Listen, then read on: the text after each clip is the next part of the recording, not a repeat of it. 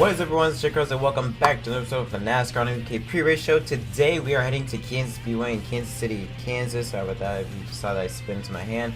For the running of the Hollywood Casino 400, and it is the last race of the round of 12. You can tell I'm watching Xfinity race. What a surprise. A Cup driver is winning, yay. Anyways, let's get right into it. To the news at the track. Espinal has announced that they will not return to Sewer House Racing at the end of the 2017 season. This comes just weeks after Danica Patrick announced that she won't return to Sewer House Racing in the 10 machine after this season. We also don't know where Espinal will go in terms of NASCAR because their contract as quote-unquote the official dentist partner of NASCAR ends this season. But if they were to go to a race team, Bubba Wallace, I think that person is a pretty good choice. Please, Bubba Wallace, please pick Bubba Wallace, please. Just please, all right, please. But yeah, I don't know where they're gonna end up. Bubba, please, Bubba. Anyways, yeah, I mean that's all. And also, Starcom Racing makes their debut at Kansas Speedway with Derek Cope behind the wheel in the 00 Chevrolet. They qualified 38th without making a practice time, I believe, because they failed post-race inspection, as well as Ryan Blaney. But it's always good to see new teams coming into NASCAR because now it is so difficult, you know, with money and the charter system and all that. So it's cool to see new teams come into the sport. And hopefully, they have a good run in Kansas. When I was getting to the track facts for Kansas Speedway, it is obviously asphalt surface is asphalt. 1.5 mile tracks, 4 turns as usual. The banking in the turns is 17 to 20 degrees. The front straight is 9 to 11, as well as the back straightaway. The lap record was set by Kevin Harvick with a time of 27.304 back in 2014. 400.5 miles is the distance and length, making 267 laps. Cut that into 3 in stages. Stage 1, Stage 2 is 80 laps apiece, and Stage 3 is 107 laps. Now let's get into the let's get into the standings after Talladega. Kyle Busch, very surprising. Matt Kenseth, Ricky Stenhouse Jr., Mick Murray, other four drivers that are currently out of advancing to the playoffs. Johnson holds the final transfer spot, just 7 points ahead of Kyle Busch. Kenseth just 8 points behind. But Kenseth and Kyle, they can get in on points, but drivers like Stenhouse, McMurray, they have to win a race. I see McMurray maybe, if luck goes his way, he can maybe win the race, but Stenhouse is basically out because that team has not shown any speed on the mile-and-a-half tracks. Martin Truex Jr. and Brad Keselowski are already advancing from wins at Charlotte and Talladega. Kyle Larson, Kevin Harvick, 27 to 20 points plus. Denny Hamlin and Chase Elliott, 19 and 18 points plus, and Ryan Blaney just 9 points above the cut line. Now let's talk about Chase Elliott. Now we know that the big three, Kyle Larson, Kyle Busch if he advances, and Martin Truex Jr., those are drivers that we see heading into Miami. But we haven't talked about the fourth driver who will take up that fourth spot, and I believe it is the 24 of Chase Elliott.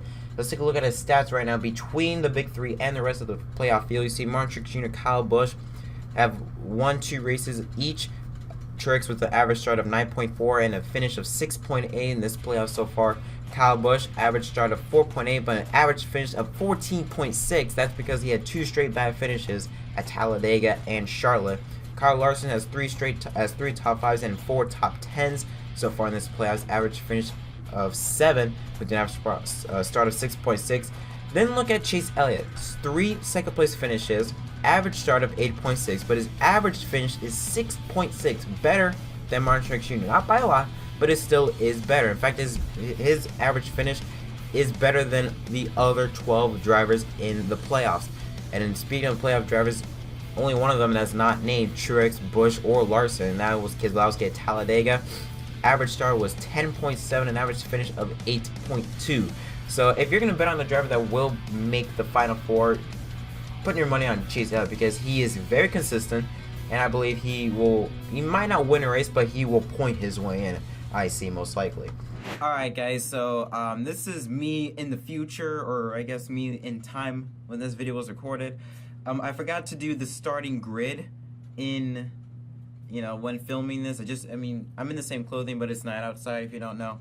So I just wanted to point it out. As soon as I went into editing, I saw Patrick's name. I'm like, oh crap, I forgot to do starting grid. So I might as well do it. I apologize. You still get it, but it's just more work for me. But yeah, let's get into the starting grid for this race. Martin Truex Jr., again, no surprise, is on the pole for this race. Kevin Harvick qualified second. Matt Kenseth and Denny Hamlin, both playoff contenders. Matt Kenseth is below the cut line, 8 points below.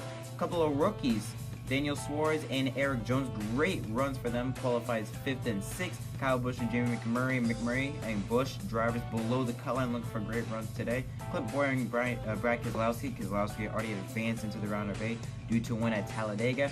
Austin Dillon, Jimmy Johnson make a row 6. Kyle Larson, Chase Elliott, row 7.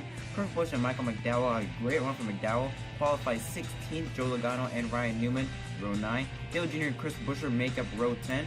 Row 11 has Casey Kane and Danica Patrick. Row 12 has Paul Menard and Ricky Stenhouse Jr. Row 13 has Eric Almirola and AJ Allmendinger. Row 14 has David Reagan and Trevor Bayne. Row 15 has Ty Dillon and Matt DiBenedetto. Row 16 contains Matt Landing Castle and Brett Moffitt. Row 17 has Gray Galding and Corey LaJoie.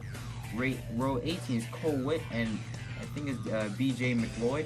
Row 19 contains Reed Sorensen and Jeffrey Earnhardt, and Derek Hope, who is with Starcom Racing, making the first career start. Row 19, and Ryan Blaney, who failed post-race inspection, will start dead last. And now with that out of the way, let's get back to me in the past. Now with that, let's get into the odds to win. Remember, this is for entertainment purposes only. No surprise here. Martin Truex Jr., Kyle Busch, and Kyle Larson top of the board, 5-2, 4-1, and a 9-2 chance. Kevin Harvick is 11-2 chance. Keselowski is 10-1. That should have been flip-flop, but I apologize for that. Chase Elliott is a 12-1 chance. And then on the next page, Matt Kenseth is also a 12-1 chance. Jimmy Johnson, 3-time winners, has a 14-1 chance. Denny Hamlin, 16-1 chance. Ryan Blaney, 18-1 chance. And then non-playoff drivers, Eric Jones and Joe Logano with a 28-1 chance. And finally, Clint Bowyer and Kurt Busch, 50-1 chance. And Daniel Suarez with a 66-1 chance of winning. And with that note, let's head into the drivers that you should look out for as we crunch the numbers at Kansas. Now, with Jimmy Johnson being just 7 points ahead of the cut line ahead of Kyle Busch, heading into Kansas Speedway is brutal for the competition.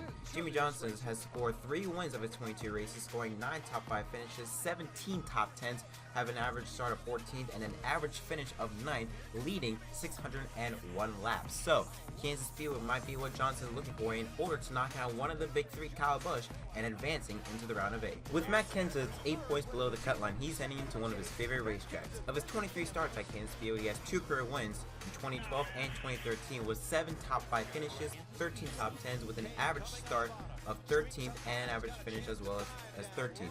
Leading 774 laps, Kenseth was almost able to get his 3rd career win.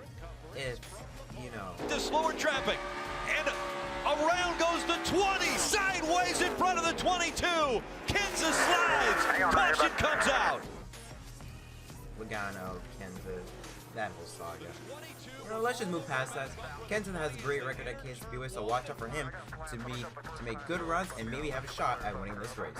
Now, Kevin Harvick is known as the closer, but for some reason at Kansas Speedway, he's known as the dominator. Of his 23 starts, in 2 wins back in 2013 and 2016, he has led the most laps, having 7 top 5s and 12 top 10s with an average start of 15th and an average finish of 10th, leading 550 laps. Kevin Harvick might dominate this race for a 3rd time and advance his spot into the round of 8.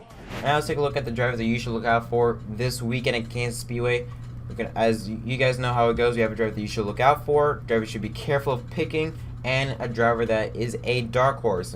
The driver that you should look out for is the 42 car of Kyle Larson. He has been very strong so far this weekend. Second fastest in first practice, 6th fastest in second practice, 12th fastest in happy hour, and qualified 3rd. Very, very strong car. Watch out for him. The driver that you should be careful of picking is Brad Keselowski. 24th fastest. That's right, 24th fastest in first practice, 25th in second practice, but he did rebound a bit. 9th fastest in happy hour and qualified 10th. I mean, I don't know. He ended out good, qualifying 10th, but I don't know. When you're 24th and 25th fastest, I don't know. You should think of, but be careful of picking.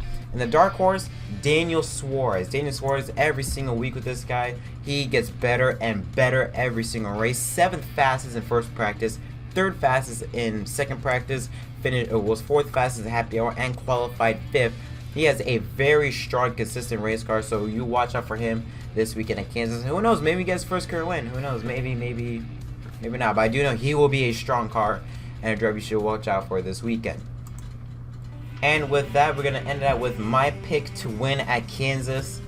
Now, I was going to upload Charlotte, but unfortunately, a friend of mine failed on me again, so I couldn't upload it. But my pick to win Charlotte was Martin Truex Jr.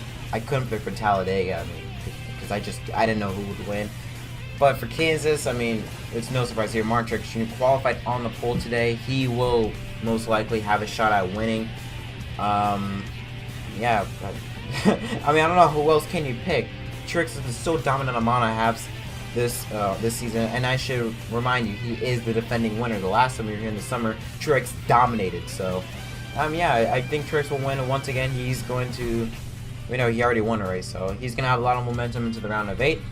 And I believe Truex will win once again. So thank you so much for watching the NASCAR MDK Pre-Race Show. Don't forget to leave a like and subscribe if you want more of these. I will try to upload every single one for the remainder of the season if things go to plan. But yeah, until next time, sit back, relax, and enjoy the 2017 Hollywood Casino 400, where at the end of this race, 4 drivers will be eliminated from playoff contention. But until next time, I am MDK Prerace, and I will see you in the next video.